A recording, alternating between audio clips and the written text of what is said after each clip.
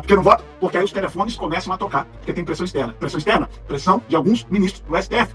É assim que funciona a debilitada democracia brasileira. Nós decidimos na segunda-feira, com a liderança dos presidentes de partido, liderado pelo Valdemar, que fez contato na terça-feira, às 10 da manhã, com o presidente do União Brasil, Rueda, que foi por Zoom, e fisicamente com Ciro Nogueira. Nós precisávamos organizar a estrutura em cima partidária, porque para ir para uma guerra que nós iríamos, não dava para ir sem retaguarda do primeiro pelotão. E o primeiro pelotão, numa democracia, são os presidentes partidários. Uma vez os três alinhados, nós decidimos, pela ocupação das duas casas, organizadamente, estrategicamente, depois de uma coletiva de imprensa, pós a prisão do nosso eterno presidente Bolsonaro, uma prisão injusta, ilegal. Não vou falar o que você já falou aqui para todos os seus telespectadores, que já sabem tudo o que nós pensamos sobre a prisão do presidente Bolsonaro.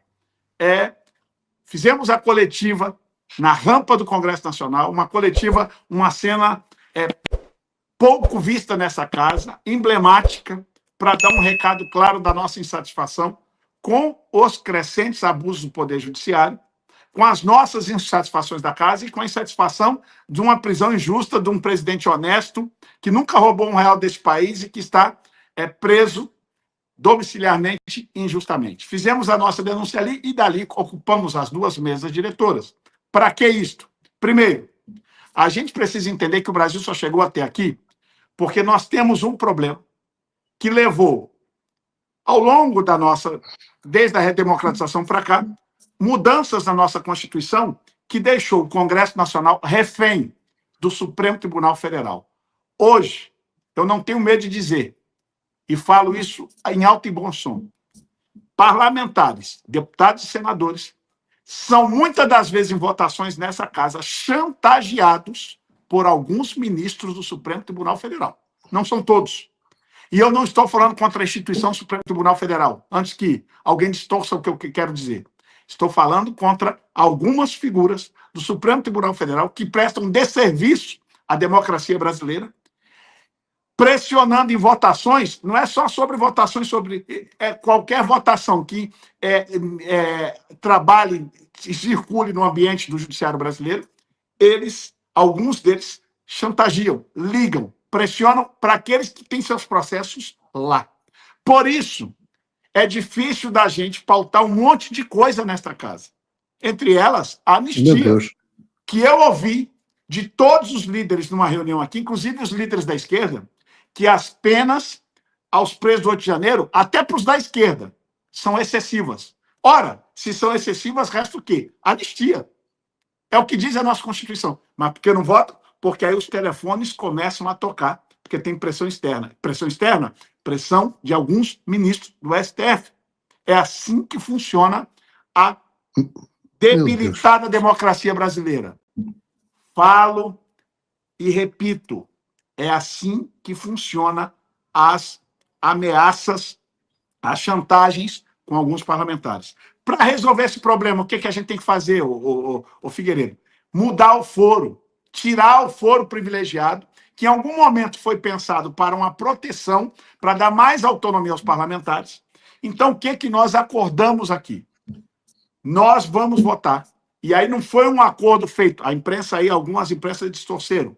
Porque a gente não queria fazer ocupação para chantagear presidente de Câmara nem de Senado. A direita não é chantagista como a esquerda costuma ser. Nós somos ordeiros, nós somos da paz. Quando temos que guerrear, sabemos guerrear com tática, mas usar de uma ocupação para chantagear o presidente daqui ou lá, nós não iríamos fazer, porque não é um papel da direita isso. Nós queríamos usar a ocupação como instrumento de pressão. E para não ficar a leitura de chantagem, porque se você agir com chantagem com o presidente das casas hoje, a gente goste ou não, amanhã nós daríamos o direito à esquerda também chantagear. E nós não somos chantagistas. Mas não está havendo já, Sóstenes, chantagem da esquerda? Não, para mim... Você acabou de dizer que há mais do que chantagem, há ameaça. Não, para mim há chantagem sim do STF. Do STF? A esquerda eu não colocaria na conta da esquerda isso, Paulo. É que o esquerda e o STF às vezes parecem ser às vezes se misturam, concordo com você. Talvez nessa mistura você tenha razão.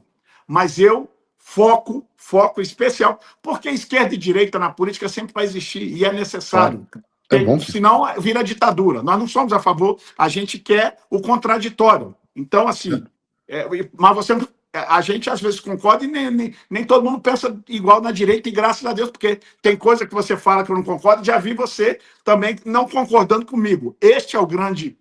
Assim que é bom. O princípio da liberdade, não é? Então, o que acontece? Acho que existe sim essa chantagem feita pelo STF, mas nós não poderíamos fazer esse instrumento com a ocupação que nós fizemos. Então, para blindar o presidente das casas, como é que foi o acordo feito? Fizemos um acordo dos líderes, dos partidos que decidimos ocupar. Tinha comando. Comando estava aqui os presidentes. O líder desses partidos que compõem a maioria das duas casas, decidimos que nós, na próxima semana, votaremos a mudança do foro. Vamos buscar o melhor texto para tirar as amarras, tirar as chantagens dos parlamentares, para a gente dar aos parlamentares total liberdade para votar com sua consciência. Porque hoje, muitos deles não conseguem fazê-lo. Após a gente mudar isso, votaremos em seguida a anistia. Este foi o acordo feito pelos líderes partidários.